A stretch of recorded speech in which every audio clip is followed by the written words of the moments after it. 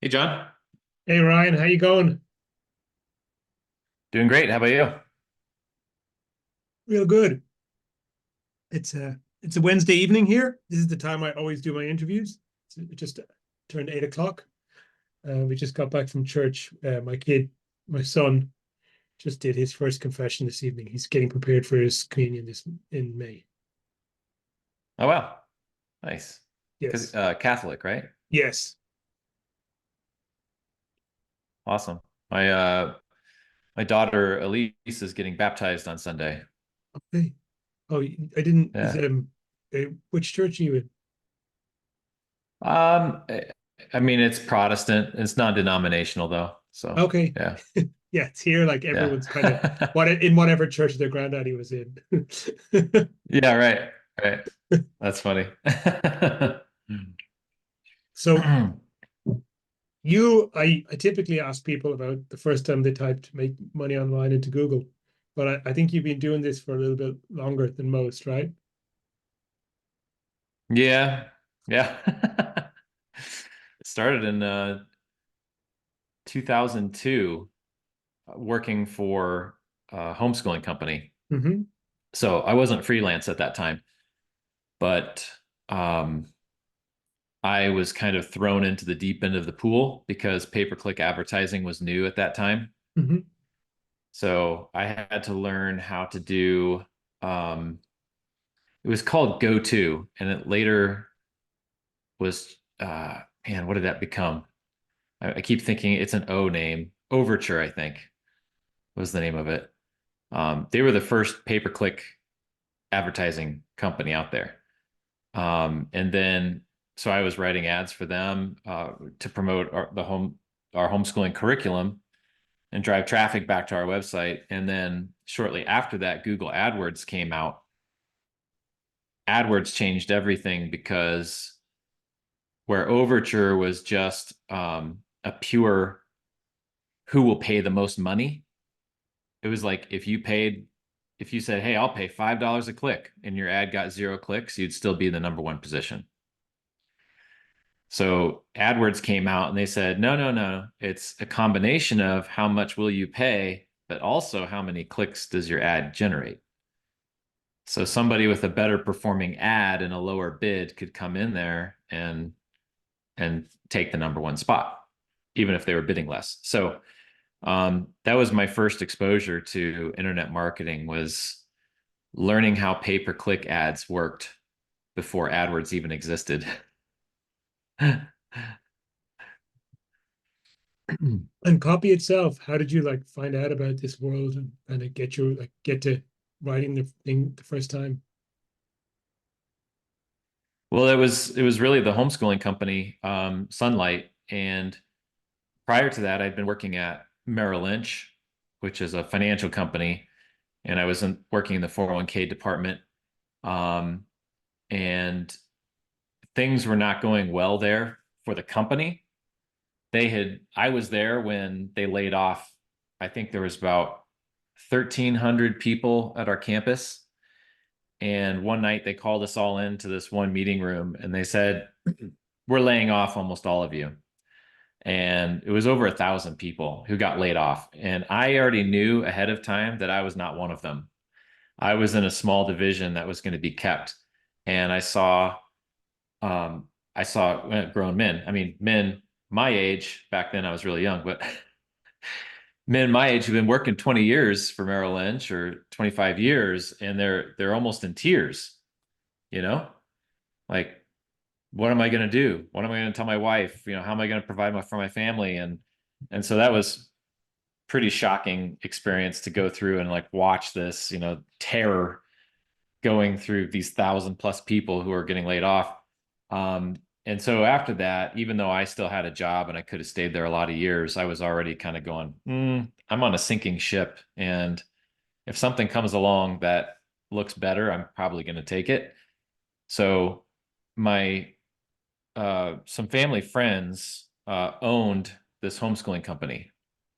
And when you hear homeschooling company, you may think small, but it's actually a pretty decent sized business with a large warehouse and a lot of full time employees. But he came to me, John, the owner, and he knew of my entrepreneurial endeavors and knew that I'd been trying different things. And he said, "Hey, Ryan, I've got, I'm trying to find a marketing guy who can take over the things that I've been doing in the company, but I just can't find the right person." He goes, "But you're entrepreneurial, and I wondered if you might want to take a crack at it." And so I said, "Yeah, that sounds interesting. How do you want to start?" And so he said, "Well, I'm going to give you like a couple of some writing assignments just to see how well you can write. And I'll pay you for that. And you can do it on the side. And it's not urgent. Just turn it in when you can." So he hired me to write these assignments, and I did those. I turned them back in. And after he'd reviewed them, he said, he goes, "I have good news and I have bad news." He goes, "The good news is I don't have to teach you how to write. You know how to write. So the bad news is you don't know how to sell." He said, "But I think I can teach you that." And I said, "Great," And so he actually made me a job offer that involved it was a cut and pay, obviously different location. But I said, "Yeah, let's do it." And he gave me, so he began to mentor me and was my mentor for 3 years. He gave me access to his library, which at the time had a lot of Jay Abraham material and Dan Kennedy material and things like that. And I ended up reading stuff about, positioning by Al Reese and some other classic books. Some Joe Sugarman. I think I read Triggers by Joe Sugarman. He had a copy of that. Um, Even took me to a Jay Abraham Chet Holmes event out in California. Just I think it was just 3 or 4 months after I started, something like that, and got to meet them. So that's how my career got kicked off, and that's how I began writing direct response copy. It was not internet marketing style copy in the way that maybe you or some other people may think of it. The homeschooling company put out, at the time, it was over 100,000 catalogs a year that they printed. It was an annual catalog. And so a lot of the copy I wrote was actually for the catalog. So I was writing product descriptions or improving product descriptions, or they had some long sales pieces in the catalog. So I expanded those, or I rewrote some, or wrote some new ones. And then I also did write stuff for their email newsletter. So I came up with promotional ideas for that newsletter, and I wrote the email copy for it. So I was writing sales emails and sales promotions for email back in 2002, 3, 4, and mailing that out to 35,000 people on their homeschooling list at the time. So just as an example, I came up with an idea for their microscopes that they sell. And I said, "Why are we selling, based off of what I could tell, they could sell their microscopes for more and still be less than most competitors. They had a really high quality microscope." And I said, "Why don't we raise the price to X, whatever it was?" I think it was maybe raising it from $160 to $180 or something like that. And I said, let's do that. You guys will make more money and a little more profit on the product, but let's announce the price increase and let's run a promotion for December. And we'll say the new price goes into effect January 1st. And we'll take the month of December to send out a few emails about it and remind them the price is going up. And then for the homeschooling company, it was great because their busy season is basically June through September, right? Yes. So when all the families buy curriculum. And so getting a big promotion in December is great because that's like there's, December, January are typically their two slowest months of the year. And we ended up selling almost $200,000 of microscopes in a month, Awesome. and they loved it. Of course. Yeah, I want to just pull you back there to what you mentioned before about that experience, seeing all those people get laid off at one time. Like that's a yeah, really powerful experience to have. And then it's an experience that not enough people have, to have the have the blindfold ripped off about how pitiless the world can be. Like, people think they're secure and they're just not.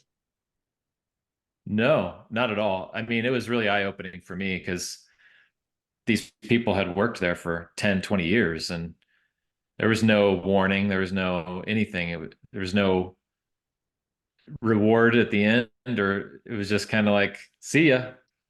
Thanks. Sayonara, suckers. Yeah. Yeah. Yeah. No, I mean it really did have an impact because I went, there is no such thing as job security. You might think you have job security, but you don't. So, Yes, it's funny because like I made the transition to freelancing a bit later in life, and it took me about 18 months to kind of figure this out. Like, hey, it's going to be okay. I think hmm like people, if they've never gone out and done stuff to actually generate money for themselves, think that they need all this equipment and structure and apparatus and organization around it to make it happen. But you really don't. You just need to find one person willing to give you a chance. That's it. Sure. Yeah. Just one. And then I love doing what we do because no one client can put us in the poorhouse. If you build your business properly, one client could say, it's time to part ways, but you're still making money because you have other clients that you're still working with. Yes. You've been doing this so since 2002. Do you still write for clients every day, or have you kind of structured yourself an agency? How is your business set up these days? Yeah, that's a great question. A year and a half ago, I partnered with Justin Francisco. And so Mm-hmm. he and we co-own an email list management agency called Upsender. And we do have full-time people working with us. So we do have a team and we have processes and procedures that I've helped to create so that the business can run more or less without having to be glued to my computer, all week long, which is Mm-hmm. nice. I still do a fair bit of copywriting because I I write emails and then split test them to find new controls for the clients who've hired me. So somebody may have a long running control email and they may have tested it a few times or never found anything that could beat it. And so they want to beat it. And why would they want to beat it? Because if they can get a new, better performing email, they can send that to affiliates, and then affiliates will then mail that out to their lists, and all of a sudden you see an increase in everything. More customers coming in, more revenue coming in. So so yeah, I write a lot of different variations and come up with different ideas and split test until I find a winner. And that's a pretty laborious process, actually. So I'm happy. I'm definitely happy for the work, and I enjoy doing it. But I've kind of like this last month, I'm like, okay, other people are coming to me asking for this service, and I'm going, okay, I got to take a break. I got to clear out the backlog and make sure that everybody's taken care of, and reevaluate to see if I want to keep doing this. So When you do email list management, are you looking after the in-house list of buyers, or are you more focused on helping businesses generate more revenue from their affiliate relationships?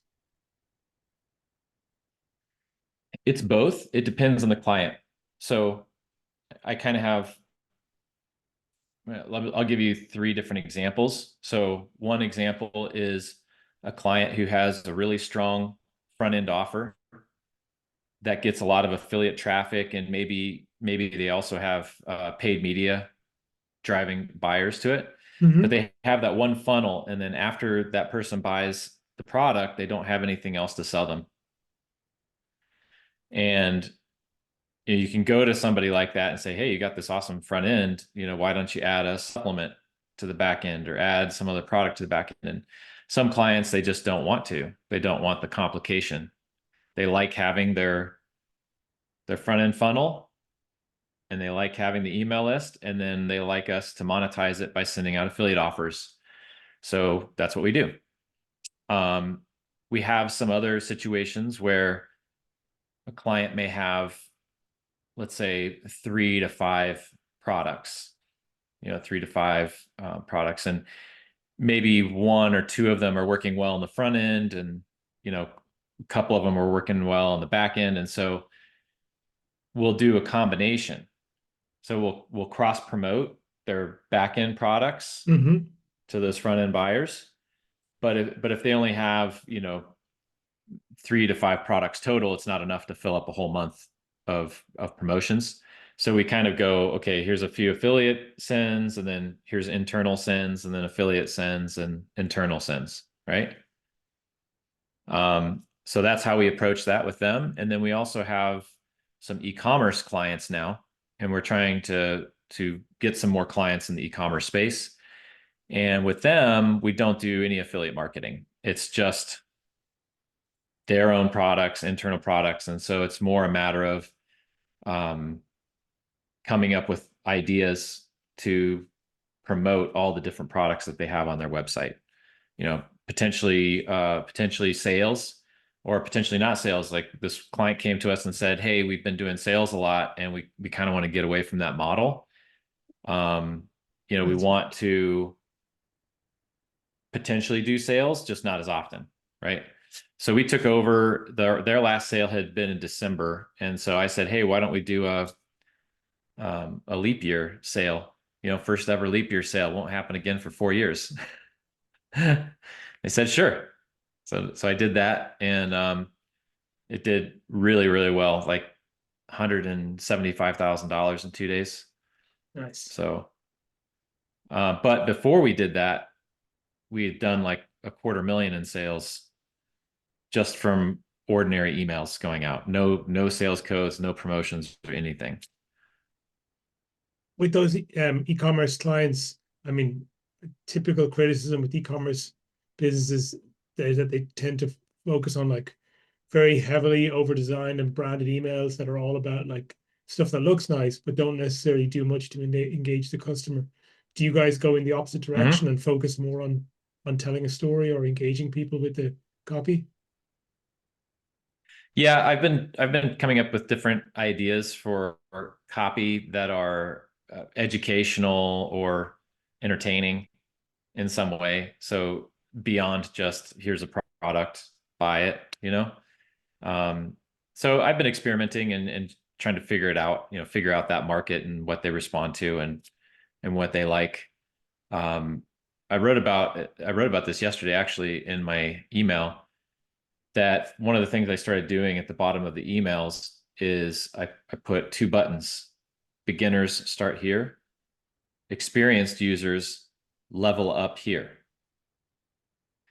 And so the email is about a totally different concept or product or whatever. And there's some copy and images and blah, blah, blah. And then down at the bottom, there are these two buttons. On a screen, they'd be side by side, but on a mobile, they're stacked. So the beginner button is first, and the level up button is literally the last link in the entire email. And I started looking at it, the click maps. The number one link that's clicked is the level up button in every email that has it. Because everyone wants to feel superior, right? I guess, yeah. Everybody wants to feel like I want to get to that next level. So I went, oh, that's interesting. So I actually wrote a whole email around the concept of leveling up, and that email outperformed all the previous emails. So I just followed the data. You talked about this idea of establishing controls, and I think I've seen this from a lot of copywriters that write for email. I mean, it makes perfect sense to have a control as an ad because you're spending money every day, and a good ad can last for a long time. It makes sense to have control for a sales page, but for some reason, with a lot of copywriters in email, they feel like there's this pressure that they have to publish something different every day.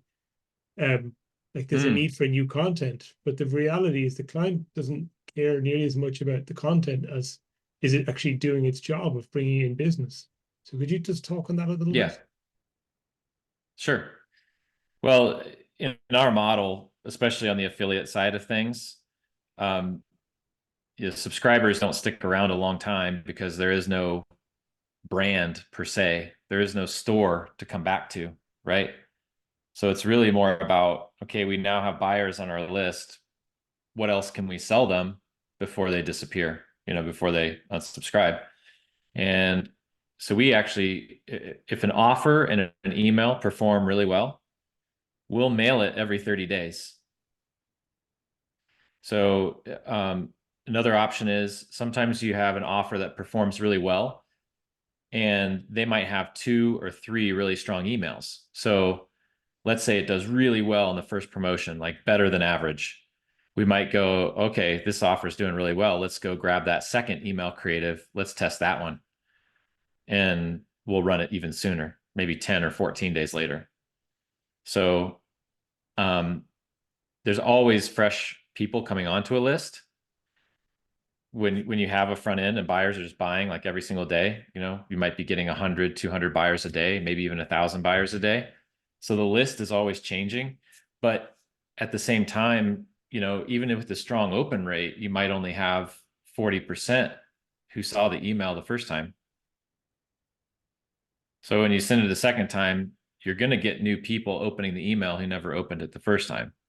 Plus, you're going to have a lot more buyers on your list 30 days later. You're going to have like some people will have dropped off and new people will have come on.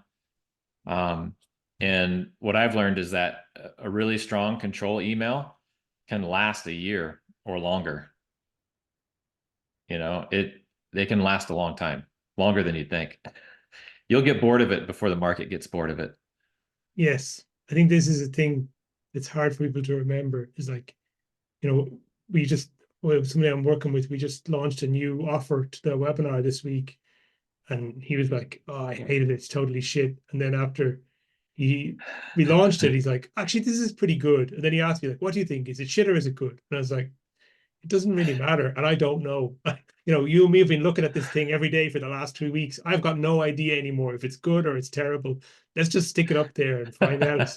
It could be It's what good. you have to do, right? It could be the best webinar ever, and people still don't buy. You just don't know what people are going to do. Yeah.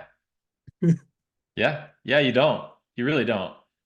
Um, and sometimes when you get something that hits, I wrote this quiz email that has been a control for this one offer for a while. But some of my clients come back to me and they're like, "Hey, Ryan, do it again. I want, you just beat it, Thing. but I want to give you more money. Now I want you to beat it again." And I'm like, "Oh man, I got to beat the thing that I just wrote that is doing really well." And and sometimes it's hard. Like I've been trying to beat this quiz email, and I was reading through some old swipe emails from like 2019, which for different product, everything. I got an idea for one of them. I was like, "Oh, this is a good idea. I'm gonna try this out." So I write it up. I set up the split test. Excuse me. The quiz still outperformed that new email 10-1. I was like, 10-1? That's ridiculous. Like, how did I lose that badly? But the idea just didn't resonate. It just didn't work. So Yeah, people are funny. I'm for the way you have done your business now. I think a lot of the time when I talk to other copywriters, especially guys who are maybe in their first couple of years, and I mean, I'm 5 years in, and I just like, I was listening to somebody talking about this the other day. He was like, 5 years is long enough to not be a complete idiot. 10 years is enough to get good, and you won't be really good till about sometime between your 15th and 20th year. And that made me laugh. But I think one of the hardest things that to do in early years is to figure out like what's the best way to structure doing business for people. What's your preferences at this point? Mhm. Do you prefer the retainer model? Do you work on a performance basis? How do you do it? Well, with the agency, we do rev share with most of our clients. Mm-hmm. We do have a handful of clients where it's fee based or fee plus rev share. So there's that model too. If I was doing just straight, just pure freelancing as a copywriter, um, my favorite model there was always to have uh, ideally 3 retainer clients. And those 3 retainer clients, there's 2 things there. You want those 3 retainers to more than cover all of your bills, right? Mm-hmm. And you also want to be able to take care of those 3 retainer clients in no more than 6 hours a day, preferably more like 4 hours a day. Okay. Hmm. So if you can cover all your bills with 3 retainer clients and you only need about 4 hours a day to handle those 3 retainer clients, now you have another 4 hours where you can take one-off projects, you know, and now you have leverage because your bills are paid. So if somebody comes to you with a project that you don't want to take, well, you can say no and just not take it. Or if somebody comes to you with a project that you think is exciting, you can take it. You can also use it to negotiate a higher fee, you know. Well, here's my fee. You can say your fee without being attached to the outcome, because if they say that's too much money, well, fine. I already have my retainer clients and I'm taking care of them, and that pays all my bills. So that was my approach for a lot of years, was just to kind of say, hey, I've got my core. I think of it as a mall. Are you familiar with like an American mall? Hmm. Yes. Yeah. Yes. So you heard the concept of anchor stores. So on Yes. the ends, you've got anchor stores like Macy's and J.C. Penney and whatever. So think of your copywriting business like a mall. You need 2 or 3 anchor stores for it to be a healthy ecosystem. And then the individual smaller tenants can be those one-off projects that you take. Yes. That is a good way to look at it. For you now Yeah. that you've got an agency, have you had to change that model because there's more people involved and more moving parts? Yeah, I mean that's we like I said, we do rev share. For most, there's usually a rev share element in almost all of our client arrangements, with only a handful of exceptions for different reasons. But um, yes, so we do that, um, and that way we have stable cash flow, but we also have upside, right? So in one example, we do get like a minimum fee per month, and then we get a rev share of anything over a certain threshold. So we can't go below a certain number, but we can definitely go over that. So that's nice, because then you know, if for some reason, I don't, all of a sudden the economy crashed and nobody was buying anything for some reason, we'd still make our minimum. So that's ideally the best situation to be in, is to have some sort of retainer, minimum retainer fee that you get every single month regardless. And then you have some sort of rev share that gives you that upside. And that upside should give you the ability to at least double the monthly minimum that you're getting. You know, it's even better if there's possibility for it to like triple or quadruple your monthly minimum, right? Because now there's some real incentive for you to go, okay, how do we do this better? Yes. And it's great for the client too, because if you're making more money, that means they're making more money. Yes. But what I will say to that is it's great for the client if they're enlightened enough to understand why it's great for them. If they understand the nature of incentives, where not Yes, all yeah, do. true. A lot of business owners tend to be more about cost control focused, and they tend to be more downside focused than upside focused. So that actually takes me to the That's next true. question I wanted to ask, which is like, how do you go about doing business development now that you actually, you've got an agency, you got more people, you have to bring in a certain amount of new Hmm. business every month. The natural cycle of Hmm. clients that some come and some go. So how do you get Hmm. out there and bring attention to yourself and bring new business in? Um, the primary way is through referrals and through networking. So Justin, my business partner, and I are both pretty good networkers.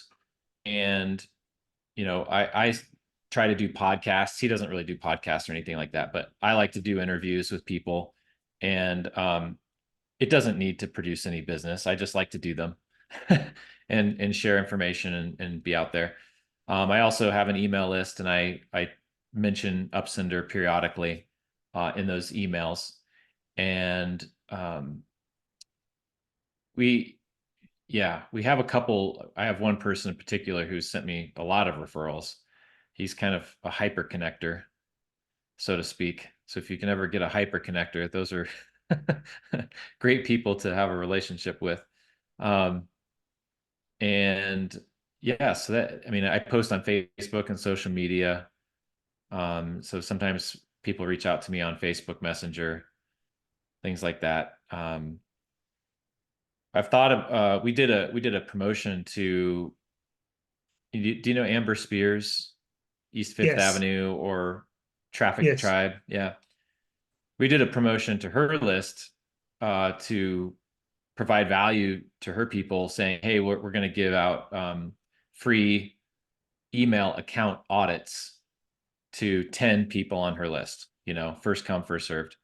So we did those. That didn't produce business. Like I did find some things that needed to be fixed, and those people decided they were going to fix it themselves, which is fine. Um, but we just kind of do a variety of things to keep our name out there. We actually went to Amber Spears' event in Austin, Texas, and we were sponsors there. So we got to speak in front of the room and uh, have a round table and talk to people there. And all those things, I think, have a compounding effect over time.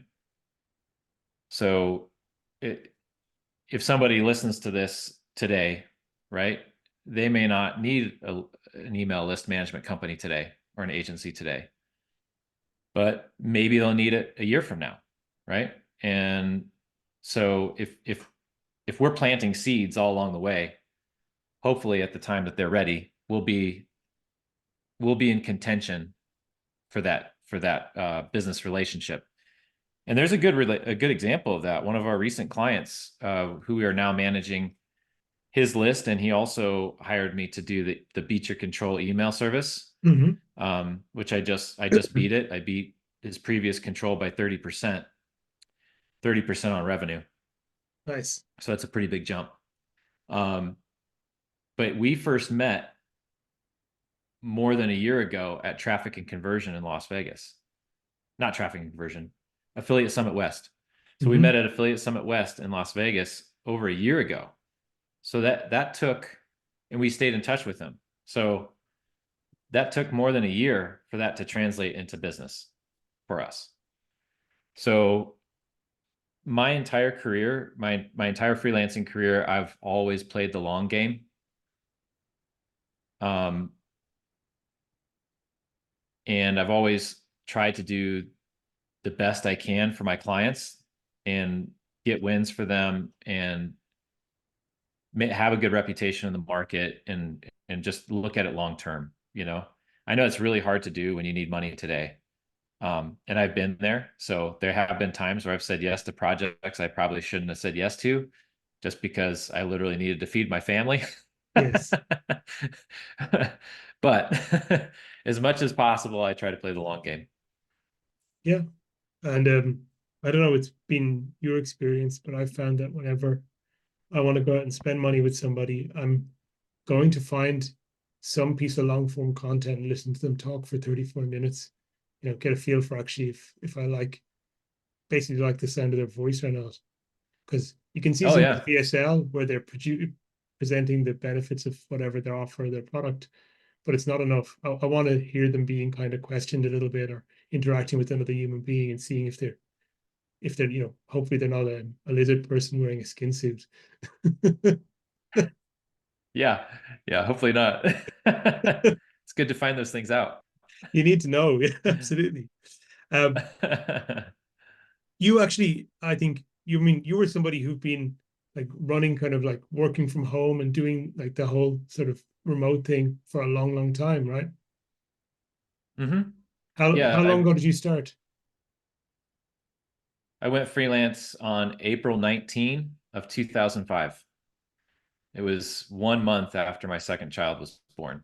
And I have been working from home essentially since then. I did test out working in a remote office that was near my house. I rented an office for 1 year. It was one of those things I'd heard about, and like, I just kept thinking about it. I'm like, would I be more productive? Would it be better? I did not like it. I just didn't. And so after a year, I just was like, nope, I'm not renewing. I moved back into my home office. Yeah. Yeah, I tried it too. It's the same. It's like it's the worst of both worlds. I don't need why am I commuting when I don't need to commute? You know, all my stuff is where Yeah, exactly where I know where all my stuff is at home and I've got it all set up. What's the point? right. Yeah, and what happened to me was I ended up getting a unit right next to the sales guy who had a really big voice. And so I'm thinking I'm going to go to the office and I'm going to get away from the noise of the kids. Hmm. But instead, I'm listening to this guy pound the phone all day, because he was an insurance salesman. I'm like, oh, this is so bad. Like, this is worse. Have you've been more active on Twitter lately as well? Have you found it actually has helped with business development at all, or is it just kind of and just another place to connect with people? Yeah, I mean, it's another place to connect with people. I have had subscribers, like people come from Twitter and subscribe to my email list. So I've gotten a little bit of email list growth from that. Um, you know, I've not really created and sold products, so I can't say that it's had an impact on the bottom line, but but I do enjoy Twitter and I enjoy posting there occasionally and building that audience. That's another part of my long-term thinking is you want to dig your well before you need it. So um, I kind of I kind of do that in a lot of different ways. And do you have any info products out in the market, or do you teach or mentor or coach people as well? I just okay, so I have an old ebook on getting clients. It was called How to Get Clients in 14 Days, How to Get Your First Real Copywriting Client in 14 Days or Less. Hmm. That's not on the market, but I did recently give that away during a promotion for Ben Settle's subscribers. And I also have a new one that I've created um, that I that's it's an extensive list of red flags to watch out for. Most people only come up with like two or three, but I have a lot. And That's so I, good. I decided to make an audio course about it. So I've got that and it's uploaded and everything. I just got to make some connections with payment processors and whatnot before I launch it to the list. But yeah, that one's got to be coming out soon. Okay, awesome. And do you coach or do you mentor? I have in an informal capacity, and some people have asked me if I would do that, and it's probably something I need to formalize. Okay, sure. I do Um, enjoy it. I do enjoy it. yes. What niches do you tend to be most active in? Uh, right now, health and wellness and weight loss. Those are the niches for Upsender anyway. Most of our clients fall in that category. Well, okay, yeah, because well, weight loss in particular, it's like that's the hardest one of all, right? It's the most It's ruthlessly it's pretty competitive. hard. Yeah. Yeah. Very. That's what everyone Yeah. says. If you can crack that and do well there, like that's pretty much the toughest challenge in all of copywriting because it's just so ruthlessly competitive. Yeah. It is. I mean, it's extremely competitive, but it's a good place to be. It's a huge market, and Yes. seems like the people in that market don't often get out of the market. I wish they would. I wish they would Yes. lose the weight, then they wouldn't be in the market anymore. But No, hey, it's one of the hardest things for people to do. Easier to rule a kingdom than to rule yourself. yeah. Oh yeah. That's a great saying. I think that's meant to be Confucius, or at least it's attributed to him. Okay. Gotcha. That's a good one. Brian, I'm gonna put the details of where to find you down below, but you don't have to spell it out. But where do you like people to find you and connect with you online? RyanHealy.com is Okay, probably one of the best places to go. You can hop on my email list there. If you want to check out our agency, upsender.com, upsender.com. awesome. Thanks so much for coming today. Really appreciate it. All right. Thanks, John. Appreciate it.